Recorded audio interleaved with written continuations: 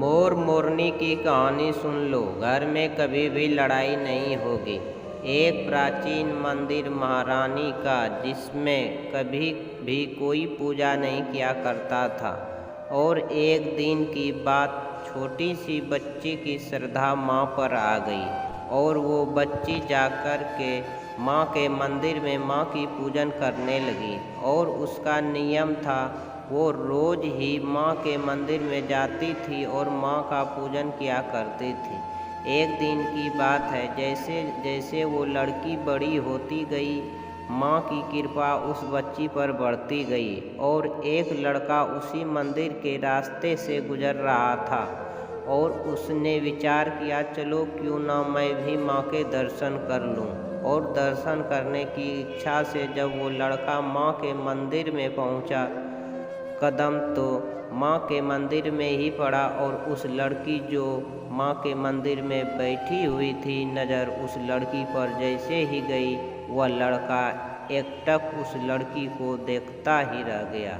वो लड़की इतनी सुंदर थी, ऐसा लगता था मानो आसमान से उतरकर कोई परी जमीन पर आई थी। उस लड़की को देखकर वो लड़का अपना सुबुद्ध खो बैठा और माँ से कहने लगा, माँ, ये कैसा चमत्कार है। अगर ये सत्य है तो मैं तेरे दरबार में तभी आऊँगा जब मेरी मुराद तू पूरी कर देगी। और जिस दिन इस लड़की से मेरी शादी हो जाएगी, तभी मैं तेरे दरबार में आऊँगा। और वो लड़का माँ से कहने लगा, माँ, अब मैं तेरे दरबार तो आऊँगा, लेकिन उस दिन जिस दिन ये लड़की मेरी पत्नी बन जाएगी, उस दिन मैं जोड़ी के साथ तेरे दरबार में आऊँगा। जब उस लड़के ने माँ से ये वरदान मांगा तो वो लड़का इतना कहकर वे वहाँ से चला जाता है। और मैया की इतनी कृपा थी उस बच्चे पर, माँ ने उस बच्चे की इच्छा को पूरा किया और माँ ने अपनी महिमा से उस बच्चे की परीक्षा को पूरा किया। कुछ ही समय के बाद माँ की महिमा से, माँ की शक्ति से, माँ की भक्ति से उस लड़की के साथ शादी हो गई। लेकिन शादी तो हो गई और दुल्हन घर में पहुँच गई और वो लड़का भूल बैठा कि मैंने तो सर चढ़ाने का वादा किया था। और जब लड़का ये बात भूल गया तो माँ को क्रोध आने लगा और माँ ने उसे याद दिलाने के लिए कुछ गांव की महिलाओं को उनके घर भेजा। और गांव की औरतें जब माँ के आदेश से उसके घर पहुँची और दुल्हन का चेहरा देखा तो एक ही बात कही कि माँ, तेरी अजीब लीला है, तूने कितनी प्यारी जोड़ी बनाई है।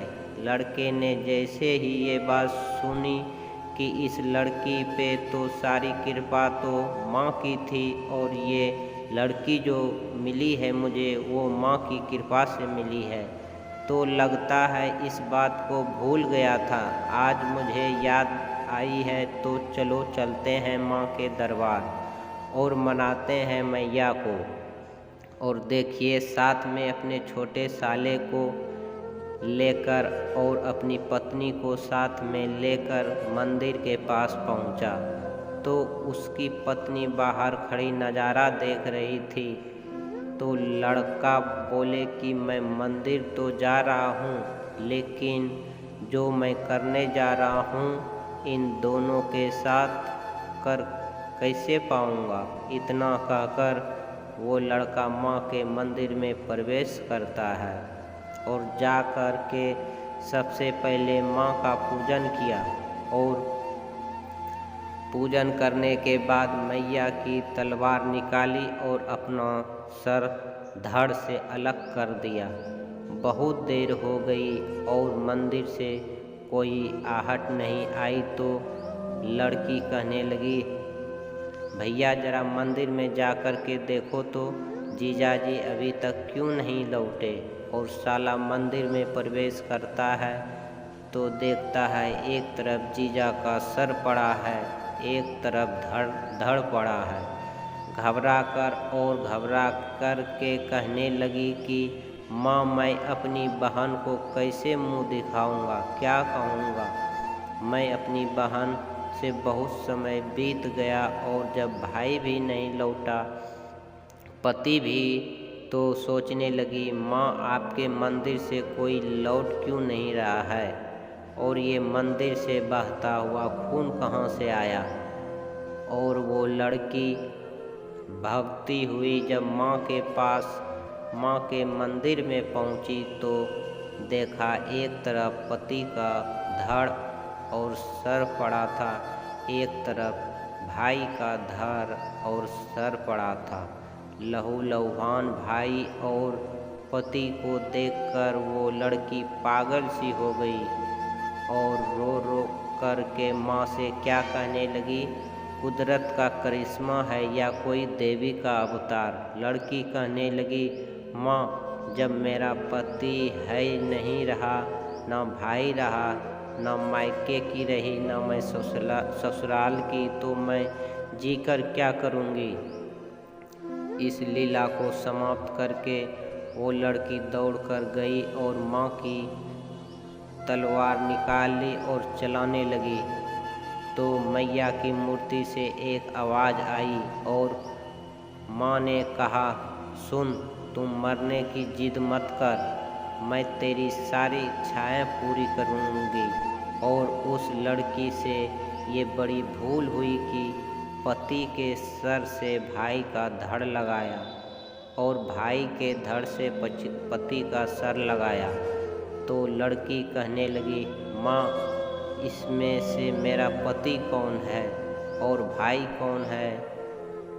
माँ ने कहा, बेटी, सर तो तुमने ही लगाए हैं, तो जो गलती तेरे से हुई है उसका भुगतान तो तुझे ही करना पड़ेगा। अब तू पति तो कह सकती है, लेकिन पति का रिश्ता नहीं बना सकती, क्योंकि धड़ तो तेरे भाई का है और बेटी, जिस पर तेरे भाई का सर लगा है, यही तेरा पति है और इसी को तू अपना पति मान सकती है।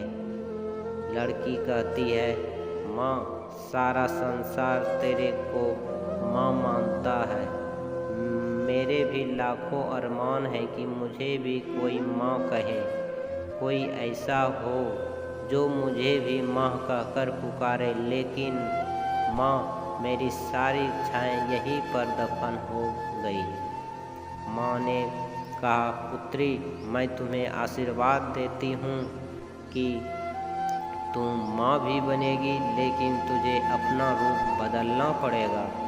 और मैया ने अपनी शक्ति से दोनों को मोर और मोरनी बना दिया। फिर मोर मोरनी देवी माँ के साथ उसी प्राचीन मंदिर में खुशी खुशी रहने लगे। आज की कहानी कैसी लगी, कृपया कमेंट बॉक्स में अपना राय ज़रूर दें।